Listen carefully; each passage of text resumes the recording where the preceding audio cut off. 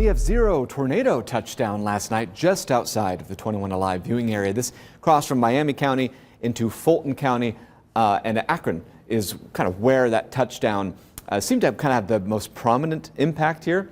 However, one thing the National Weather Service mentioned is that, at least based on what's been revealed up to this point as of about 5:15, this did not cross into Kosciuszko County. There seemed to have been some reports. I was doing a Facebook Live at the time, and some believed that they had heard something between about maybe Claypool and Silver Lake. There are no reports of any tornado activity in Kosciuszko County. This is just going from, again, Miami to Fulton counties. The track and the width are still undetermined. National Weather Service is still kind of working on some of those finer details. But what they can say is that an EF0 touchdown, that's about an 80 to 85 mile per hour wind field there at around 8:30 p.m. last night. So that's the only tornado report that's, I guess, relatively close to northeast Indiana and northwest Ohio. But again, we were fairly confident here locally that the tornado threat was low, and it certainly was the case. In fact, we didn't really have very many severe reports, thank goodness.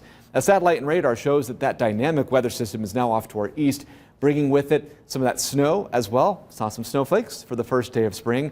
Kind of seems like a joke, doesn't it? I mean, of course we would see snowflakes on the first day of not winter. And, we ended up having, several 70-degree days before that. But nonetheless, we kind of play those games here. In fact, it's so common that, look at this. In March, the average snowfall, 4.5 inches of snow, is considered normal. What is not considered normal are multiple days in the 70s in March. So what we've been experiencing, believe it or not, has been the unusual exception to what is typical around here. April, about an inch or less of snow can be expected, and we can sometimes even see a little bit of wet snow into May. But as far as normals are concerned, we are going down the ladder slowly but surely. Next month will be even more rare to see some of those snowflakes. All right, want to give you that first alert too that we're not done with the snowflakes. And I keep using that extra word, flakes, just because when we talk about snow, that can mean, of course, so many different things. We're not talking about accumulating snow, but later this weekend, we're going to see a system move in from the west.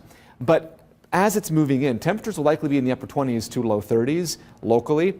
And so when the system moves in, it's going to be bringing in some warmer air. The question is, will it be warm enough that once the precipitation arrives, it will fall just as rain? Or will there be enough cold air that it could fall as a little bit of wet snow initially, followed by a very rapidly warming system?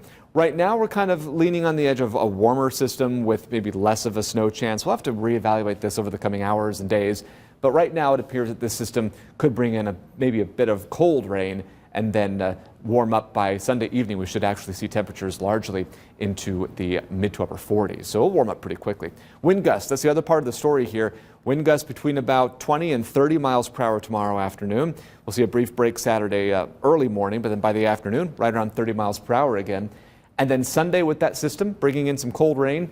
It'll be pretty gusty at times, 15 to 25 miles per hour. But look at what happens by Monday morning. Wind gusts between about 20, 25, but then later on in the day, we could see wind gusts at around 40 miles per hour again. So we're far from done with the wind. In fact, April tends to be kind of a windy month too. It isn't until we get to May that we start to be a little more confident about, unless we're talking about severe weather anyway, that the strong wind is done for the season. Even fall around here doesn't typically tend to be pretty windy until we get toward the end. All right, 7-day forecast shows mostly sunny skies Friday and Saturday.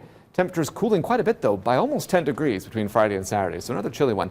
Sunday, we will see some partial sunshine earlier, then clouds will increase as well as with some rain, maybe a few snowflakes. Windy on Monday, and then into the mid to upper 40s through next week with a few scattered showers at times. All right, thank you, Matt. Well, the madness